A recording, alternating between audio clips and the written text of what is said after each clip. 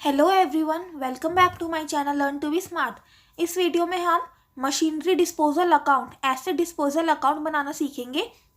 ये वही क्वेश्चन है जो हमने लास्ट वीडियो पे किया था, लेकिन लास्ट वीडियो में हमने ना तो प्रोविजन फॉर डेप्रिसिएशन अकाउंट बनाया था और ना ही मशीनरी डिस्पोजल अकाउंट बनाया था। तो मशीनरी डिस्पोजल अकाउंट आप लोगों के लिए एक नया कंसेप्ट है, वो हम इस वीडियो में सीखेंगे। तो डिस्पोजल से आप क्या समझते हो? डिस्पोज ऑफ करना। तो जब भी हम सेल करते हैं एसेट को, तो सेल को ही हम डिस्पोजल भी कहते हैं। हम एसेट को डिस्पोज कर रहे हैं, हम एसेट को सेल कर रहे हैं। तो फिर जो भी सेल से रिलेटेड एंट्रीज होती है, उसके लिए हमने मशीनरी डिस्पोजल अकाउंट बनाया है। अगर हम ये अकाउंट नहीं बनाते तो सेल से रिलेटेड जितने भी बातें थी, जैसे कि हमने कितने में बेचा, कितना प्रॉफिट हुआ, कितना लॉस हुआ, वो हम कहाँ करते थे? मशीनरी अकाउंट में, एसेट अकाउंट में करते हैं। लेकिन अब हमें क्वेश्चन में अगर स्पेसिफिकली बोल देते हैं कि एसेट डिस्पोजल अकाउंट बनाना है, तो डिस्पोजल के रिलेटेड जितनी भी एंट्रीज होती है, मतलब सेल से रिलेटेड जितनी भी एंट्रीज होती है, वो हमें एसेट डिस्पोजल अकाउंट में ही करनी होगी। तो first of all let's read the question. XYZ Limited purchased the machinery on 1st April 18 for rupees 1 lakhs. On 1st July 19, another machinery was purchased for rupees 60,000. A part of the first machinery which was purchased for rupees 40,000 was sold for rupees 10,000 on 31st October 2020. Depreciation is to be provided at 10% per annum using straight line method. You are required to prepare machinery account, provision for depreciation account and machinery disposal account. तो हमें 3 account बनाने हैं, machinery account, provision for depreciation account and machinery disposal account. बहुत simple होता है machinery disposal account बनाना। तो हम starting से चलते हैं। पहले 1 अप्रैल 18 को 1 लाख की मशीनरी परचेज करी है, लेकिन जो पार्ट ऑफ दी मशीनरी है, इसका एक पार्ट 40,000 का वो हम बेच रहे हैं। तो हम स्टार्टिंग से ही इसको 2 मशीनरी में डिवाइड करके चलेंगे। तो फिर 1 अप्रैल 18 को हम लिख देंगे to bank account first machinery and second machinery. एक को हम लिख देंगे 60,000 और एक को लिख देंगे 40,000, बिकॉज 40,000 के आगे सेल होने वाली है 60,000 को छोड़ के। तो हम दोनों को अलग अलग करके चलते हैं। फिर 1 जुलाई 19 को आ गया। अब 18-19 में कुछ नहीं हुआ, तो इन दोनों मशीनरी पर डेप्रिसिएशन लगेगा, वो हम चार्ज करेंगे प्रोविजन फॉर डेप्रिसिएशन अकाउंट में। तो प्रोविजन फॉर डेप्रिसिएशन अकाउंट की क्रेडिट साइड पे हम लिख देते हैं 31 मार्च 19 को bye depreciation account. First machinery का डेप्रिसिएशन होगा, सेकंड मशीनरी का डेप्रिसिएशन होगा। SLM से 10% है, तो फर्स्ट मशीनरी के 60,000 की कॉस्ट, तो डेप्रिसिएशन हो गई उसकी 6,000, और सेकंड मशीनरी की थी 40,000, तो इस पर डेप्रिसिएशन हो गया 4,000। अब हमें बैलेंसिंग करनी है, तो फिर 31 मार्च 19 को ही हो जाएगा ये to balance carry down first machinery and second machinery 6,000, 4,000. And next year this balance has to be brought down. So 1st April 2020 by balance brought down first and second. First is 6,000 and second is 4,000. Now we have to do the same thing in machinery account also. We have to balance, carry it down, and the same balance has to be brought down to the next year.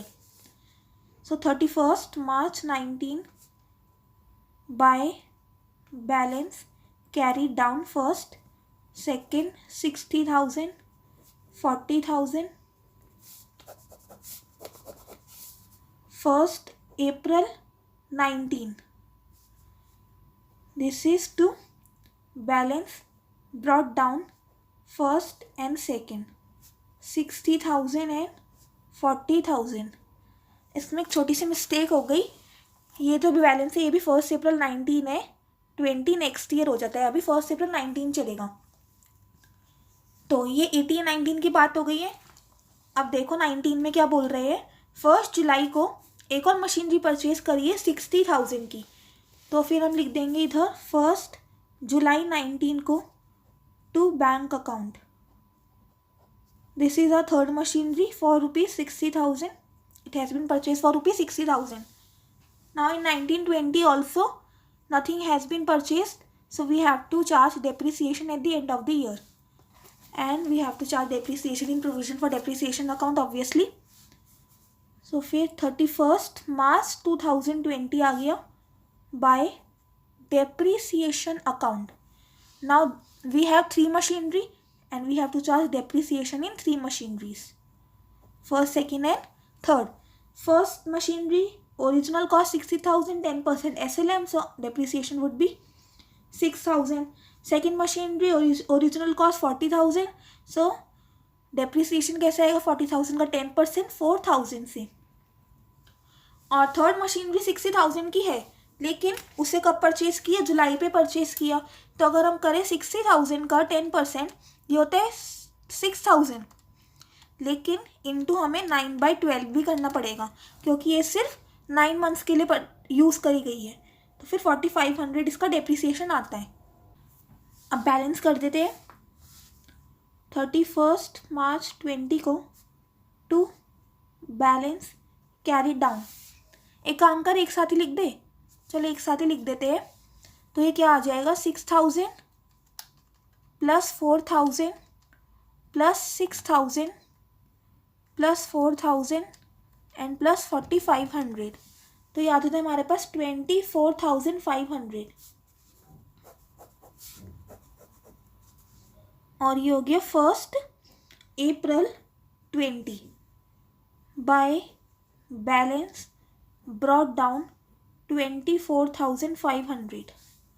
और machinery account को भी कर देते हैं balance फटाफट से. 31st March 20 by balance carry down. इसको हम अलग अलग करके लिख लेते हैं. First, second, third. 60,000, 40,000 and 60,000.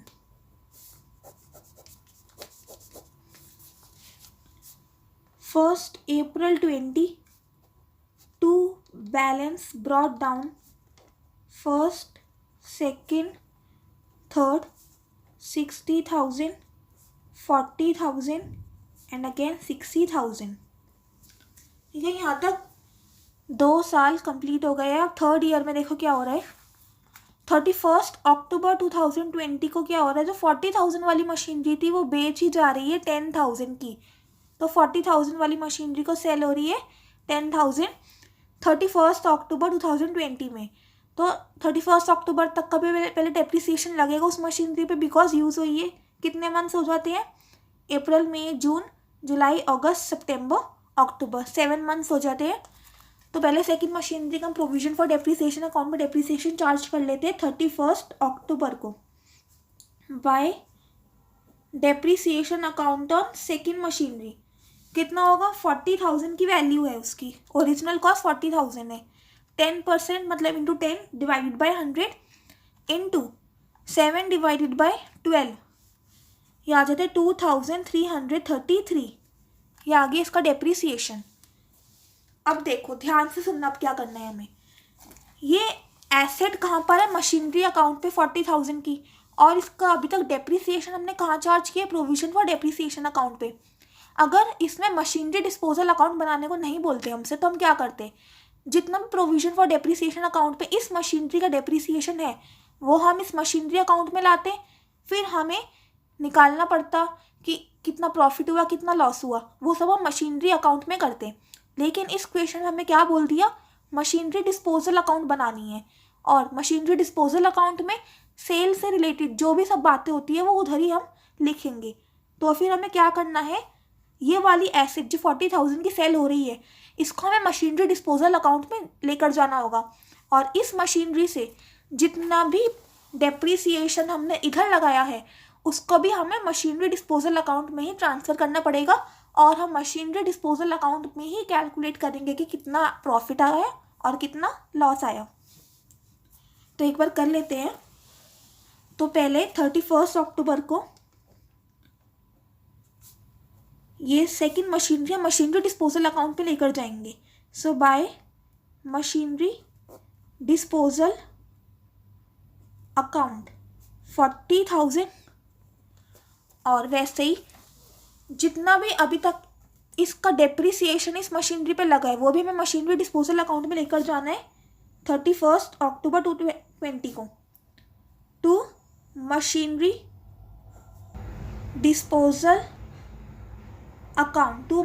Disposal account कितना डेप्रिसिएशन लगा इस मशीनरी पे? पहले फर्स्ट ईयर तो लगा है 4000, सेकेंड ईयर कितना लगा है 4000 ही लगा है, और थर्ड ईयर 2333। तो 4 + 4 8 + 2 10, तो 10333 इस पे अभी तक डेप्रिसिएशन लगा है। तो हम इसको मशीनरी डिस्पोजल अकाउंट में ट्रांसफ़र करेंगे। तो अभी मशीनरी डिस्पोजल अकाउंट में हमें देखना है, इसमें पहले तो हमने मशीनरी अकाउंट से ये ट्रांसफ़र किया बैलेंस, तो ये किस साइड आ जाएगा? इसके डेबिट साइड आ जाएगा। तो डेबिट साइड में हम लिख देंगे 31 अक्टूबर 2020 को कहाँ से आया? ये मशीनरी अकाउंट से आया। So to machinery account amount is 40,000। और दूसरी बात, ये प्रोविजन फॉर डेप्रिसिएशन अकाउंट से 10,333 आया, तो ये इस साइड आ जाएगा। 31 अक्टूबर 2020 को by provision for depreciation account 10,333, right. अब मशीनरी बेची कितने में गई है? 10,000 की। सो इसी डेट को हम लिख देंगे बाय बैंक अकाउंट 10,000। अब हमें पता करना है प्रॉफिट हुआ कि लॉस हुआ, उसके लिए दो चीज़ें पता करनी है, WDV और सेलिंग प्राइस। सेलिंग प्राइस है 10,000, WDV कैसे निकालेंगे? 40,000 माइनस 10,333, तो माइनस करो 40,000 माइनस 10,333, वो आ जाएगा 29,667। मतलब 29,667 की वैल्यू है और बेचे कितने में? 10,000 की। ज़्यादा की वैल्यू कम पे बेचा तो लॉस हुआ। So by loss on sale account 29,667 minus 10,000, ये आ गया 19,667। और ये मशीनरी डिस्पोजल अकाउंट का काम खत्म। तो मशीनरी डिस्पोजल अकाउंट में सिर्फ इतनी सी बात करनी थी, सेल से रिलेटेड। मुश्किल कुछ भी नहीं है, जो हम ऑलरेडी मशीनरी अकाउंट में करते थे वही करनी है। बस मशीनरी अकाउंट का बैलेंस हम इधर लेकर आना है, प्रोविजन फॉर डेप्रिसिएशन अकाउंट का बैलेंस इधर लेकर आना है, और इधर हमें प्रॉफिट लॉस कैलकुलेट करना है। बाकी सब चीज़ से कॉन्सेप्ट तो वही है ना, बस इसके लिए एक सेपरेट अकाउंट हमें बनाना पड़ रहा है। अभी सेकेंड मशीनरी तो चली गई, अब बस फर्स्ट और थर्ड मशीनरी बची है। तो ईयर एंड पे इन पे डेप्रिसिएशन लगेगा। तो ईयर एंड की डेट आ जाती है 31 मार्च 21 bye depreciation account on first machinery and third machinery. तो फर्स्ट मशीनरी की ओरिजिनल कॉस्ट 60,000 थी, तो 10% के हिसाब से 6,000 यह लग गया डेप्रिसिएशन। और सेकेंड और थर्ड मशीनरी की ओरिजिनल कॉस्ट भी 60,000 थी, तो उसके लिए भी डेप्रिसिएशन आ गई 6,000, राइट। तो ये भी थर्ड ईयर भी ख़त्म हो गया। अब हमें बैलेंसिंग करनी है 31 मार्च को, 31 मार्च 21 टू बैलेंस कैरी डाउन। कितना बैलेंस आ जाता है इसका? 24,500 प्लस 2,333 प्लस 6,000 प्लस 6,000 माइनस 10,333, इन सबको प्लस किया और इसमें से ये माइनस कर दिया 10,333 को, तो ये हमारे पास आ जाएगा 28,500। अब मशीनरी अकाउंट को कैसे बैलेंस करेंगे? 60,000 plus 40,000 1 lakh, plus 60,000 1 lakh 60,000 minus 40,000, तो आ जाएगा 1,20,000। तो 31 मार्च 21 को बाय बैलेंस कैरी डाउन। एक काम करते इसको अलग अलग ही कर लेते हैं, फर्स्ट मशीनरी का अलग, थर्ड मशीनरी का अलग। सेकेंड मशीनरी तो चला गया ना, तो फर्स्ट का 60,000 ही आ गया और थर्ड का भी 60,000 आ गया, तो 1,20,000 बैलेंस हो गया। तो कैसा लगा ये क्वेश्चन कमेंट सेक्शन में बताइएगा। कोई भी डाउट होगा कमेंट सेक्शन में पूछिएगा, और अगर समझ आया, वीडियो अच्छी लगी तो लाइक भी देना वीडियो को, इससे मैं मोटिवेट होंगी और आपके लिए और ऐसी वीडियोस लाऊंगी। चैनल को भी सब्सक्राइब करना और अपने फ्रेंड्स के साथ भी वीडियो शेयर करना। इस वीडियो में इतना ही। आई होप आपको ये कंसेप्ट काफ़ी अच्छे से समझ आया होगा। बिल्कुल भी मुश्किल बात नहीं है, जो हम करते थे वैसा ही है, बस एक और नया अकाउंट हमें बनाना पड़ रहा है उस चीज़ के लिए। तो guys, I will see you in the next video. Till then, stay happy, keep learning. Bye bye guys.